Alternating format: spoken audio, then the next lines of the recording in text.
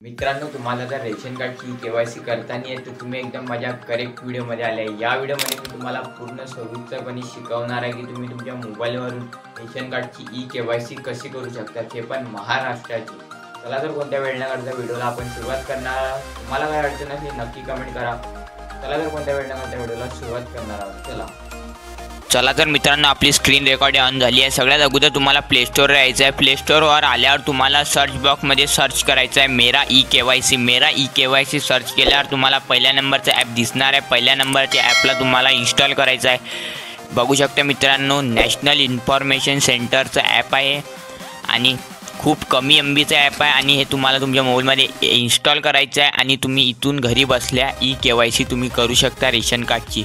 चला तर तुमचा ॲप इन्स्टॉल झाल्यावर तुम्हाला ओपन करायचं आहे। ॲपला तुम्हाला ओपन केल्यावर मित्रांनो इथे बघू शकता आपल्या स्क्रीनवर तुम्हाला असं इंटरफेस दिसणार आहे।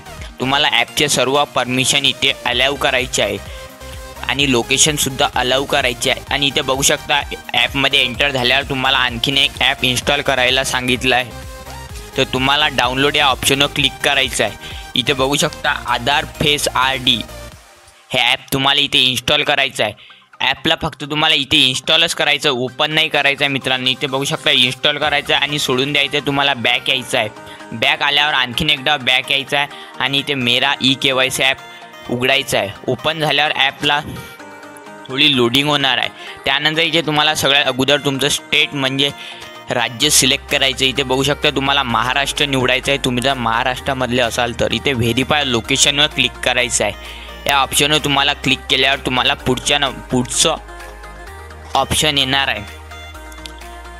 तुम्हाला सगळ्यात अगोदर इथे तुमची लोकेशन इथे ऑन करायची आहे। इथे व्हेरीफाय लोकेशन म्हटलं की तुम्हाला सगळ्यात अगोदर तुम्हाला तुमचं लोकेशन ऑन करायचं आहे आणि व्हेरीफाय लोकेशन या बटनवर क्लिक करायचं आहे। थोडं लोडिंग होणार आहे। त्यानंतर तुम्हाला इथे तुमचा आधार कार्ड नंबर एंटर करायचा आहे।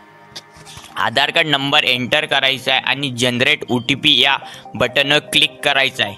या बटनवर क्लिक केल्यावर तुम्हाला आधार कार्डवर जो मोबाईल नंबर लिंक असणार आहे त्या नंबरवर एक OTP येणार आहे। तो OTP तुम्हाला इथे फिलअप करायचा आहे। OTP फिलअप झाल्यावर वरचा कॅप्चा इथे एंटर करायचा आहे जसाच्या तसा। त्यानंतर तुम्हाला खाली सबमिट या बटनवर क्लिक करायचं आहे। सबमिट या बटनवर क्लिक केल्यावर थोडं लोडिंग होणार आहे। त्यानंतर इथे बेनिफिशियरी डिटेलमध्ये इथे बघू शकता तुमचं नाव दिसणार आहे, होम स्टेटस, कार्ड म्हणजे की ration card number, home district, इथे KYC अप्रूव्हलच्या जागी रिकामा आहे, आधार कार्ड नंबर आणि KYC स्टेटसच्या समोरसुद्धा रिकामा आहे। तर इथे बघू शकता तुमची KYC व्हायची आहे। तर तुम्हाला करायची असेल तर इथे फेस KYCच्या पुढे क्लिक करायचं आहे, ॲक्सेप्ट करायचं आहे, परमिशन आणखीन एकदा परमिशन द्यायचं आहे आणि इथे 2-3 मिनटं इन्स्टॉलिंग होणार आहे स्टेप। त्यानंतर तुम्हाला एक ते नवीन पेज उघडणार आहे, म्हणजे की इथे तुम्हाला आता तुमचा फेस दाखवायचा आहे आणि इथे सगळ्यात पहिले या बॉक्सवर तुम्हाला क्लिक करायचं आहे, प्रोसीड या बटनवर क्लिक करायचं आहे। नंतर तुम्हाला इथे एक फेस दाखवायसारखं असं इकडे नोटिफिकेशन येणार आहे, म्हणजे तुम्हाला इथे फेस दाखवायचा आहे। त्यानंतर तुमची KYC स्टेटस पूर्णपणे सक्सेसफुली रजिस्टर होऊन जाणार आहे। इथे डेट आणि टाईमसुद्धा येऊन जाणार आहे आणि या पॉपअप आल्यावर तुम्हाला ओके करायचं आहे। इथे बघू शकता तुम्ही KYCसाठी सक्सेसफुली रजिस्टर झाले आहे।